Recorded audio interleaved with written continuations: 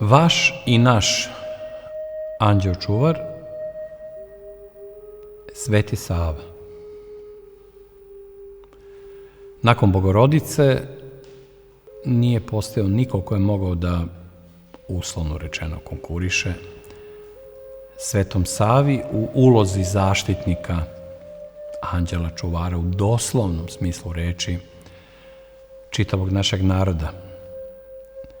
Otkad je princ Rastko svojim pokajničkim galopom krenuo iz svetovnog u duhovno, iz dvora u manastir, da se postrizava i da iskusi unutrašnje bitke koje je vodio mnogo žešće nego njegova braća i njegov otac spoljašnje, on je čitav svoj život posvetio zaštiti svog roda u budućim vekovima. Ne samo onoj zaštiti koju je obavio za života, već je pripremio nastrešnice za razne situacije u različitim budućim vekovima, za razne opasnosti i iskušenja. Sve je to učinio baš u ulozi našeg anđela čuvara.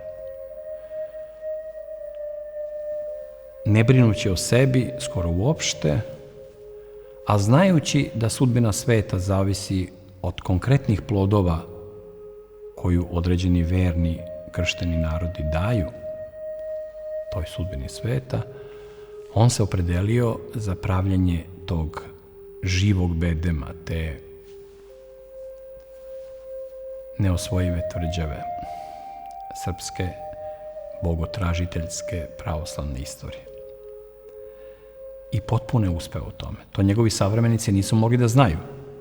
Nisu mogli da gledaju u budućnost. Ali mi danas to znamo. A posebno što život našeg Svetog Save ne počinje u trenutku kada ga je rodila njegova majka i kada ga je otac prvi put uzeo u ruke i kada je kršten, već mnogo pre toga, čime se čudo njegove životne priče podiže na nivo retkih izabranika u čitavoj hrišćanskoj istoriji čovečanstva. Naime, našeg Svetog Savu je predvideo njegov imenjak još u 6. veku, Sveti Sava Osvećeni, u svojoj velikoj lavri, manastiru posvećenom blagovestima na Svetoj zemlji, koji je osnovao taj manastir po otkrovenju Angela Gospodnjeg. Ništa bez anđela Gospodnjih koji nam prenose poruke. Oni su glasnici. I on je predvidio da će jednoga dana, vekovima nakon toga, doći carski sin koji će nositi njegovo ime sa slavom, pred kojim će se njegov pastirski štap, njegova paterica pokloniti, pasti pred njega. I dao je u svom zavetnom testamentu uputstvo da se jedna bogorodičina ikona i ta njegova pastirska paterica podare tom budućem Savi koji će doći, da on odnese u svoj zavičaj. Taj Sava je bio Sveti Sava.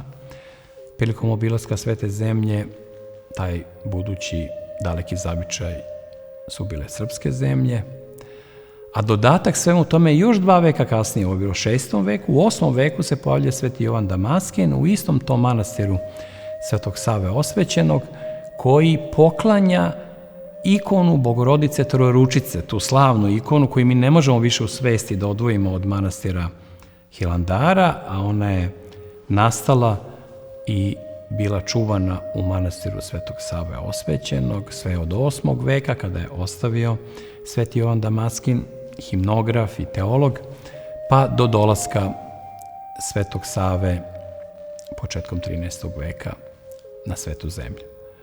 On je pridružio svoju ikonu Bogorodice Trojeručice, tu čudotvornu ikonu, poklonima već spremljenim 2 veka pre toga od strane igumana manastira koji je i podigao taj slavni manastir, kome će kasnije neki Srbi biti igumani u nekim budućim vremenima. Dakle, čitav taj paket poklona je odnesen u Srbiju, a nakon toga u Hilandar, upravo voljom Gospodnjom, jer je proročkim vidom koji nema prošlost, sadašnjost i budućnost, u kojem postoji to eshatološko obratno vreme, ta drugačija perspektiva, od kraja prema početku, je nagovešten naš anđeo čuvar, naš Sveti Sava, koji je došao u našu istoriju kao što je došao manastir Svetog Save osvećenog i kao što je Paterica, videvši na svoj nevidljivi način, iako predmet, ali oboženi predmet, je pao ničice pred našeg Savu, arhijepiskopa. Pa kad su ga ponovo vratili i vezali da ne može da slučajno padne, on je i pored toga opet ponovio i pao pred noge srpskog arhijereja.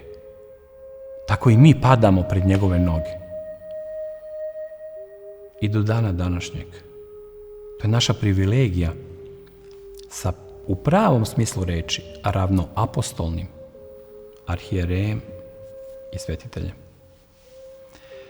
Naš Sveti Sava, da dodamo ono što je možda i najvažnije, a često je previđano, je i anđeo čuvar Rusije. On je povezao vizantijsku i rusku ideju drugog i trećeg Rima kroz srpsku ideju po promislu. On je ta božanska karika. On je bio anđeo čuvar svetog Ivana IV, koga će neprijatelji iz zlobe nazvati groznim, prvog ruskog cara, koji je godinama kao dečak čekao pogubljenje svakog dana, sa pokidanim staklima u tom konaku gde je boravio samo družeći se sa svojom bakom, koja je Srpkinja poreklom, i koja mu je dala da uči pismena, da uči slova kroz žitije Svetog Save. I ta duboka veza između Svetog Save, koji ga je nadahnjivao i o kome je sanjao taj princ ruski koji će postati prvi, a možda i najmoćniji ruski car u istoriji, će stvoriti jednu životvornu vezu koja se nikad neće ukinuti u čitavoj istoriji ruskog naroda. Kada je postao car, on je nomokanon, zakonopravilo, Rusi su ga nazvali Krmčija, znači način života, duhovni ustav Srbije koji je doneo Sveti Sava, on je to uneo u ustav, zakone i način života Ruskog carstva. Znači, on je srpsku ideju uveo u jezgro onoga što će se kasnije projaviti kao ruska ideja.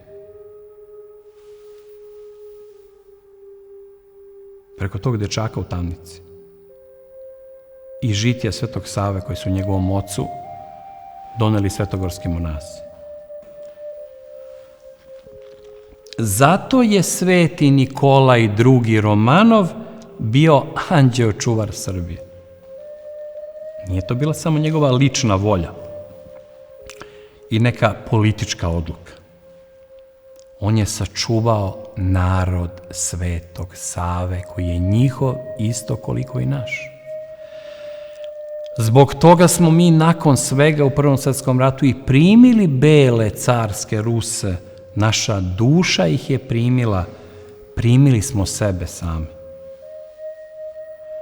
Sveti Sava je tako zaštitio Srbiju vekovima unapred, a u svu svest o riziku po sebe, svoju porodicu i svoj narod i svoje carstvo, Nikolaj II. Romanov je stupio u Prvi svetski rat, nije hteo da ostavi Srbiju da propadne.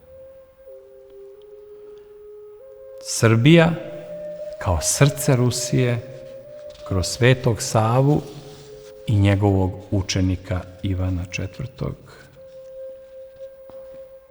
Mi znamo da je svaki svetitelj i vaseljenski svetitelj, ali je Sveti Sava to i transparentno najavljen vekovima pre i van Srbije, štiteći druge narode kao živi katehon, kočničar sveopšteg zla koji deluje kroz celu istoriju, najavljen, nastavljajući iz generacije u generaciju svoju prorokovanu misiju. I na kraju, Sveti Sava je na nama nevidljiv način sjedinio srpsku i rusku ruku u svom hramu. Učinio je da njegov hram mozaikom dovrši ruska ruka. Zato što je on to tako hteo, a Bog mu je uslišio molitve. I tako nastade možda i najlepši hram u Vaseljeni, posvećen Svetom Savi na Vračaru, u sred Beograda, Bogorodičinog grada, dopušten da se otelotvori baš u ovom vremenu u našem otadžbinskom duhovnom bratstvu potomaka Svetog Save i Svetog Ivana IV.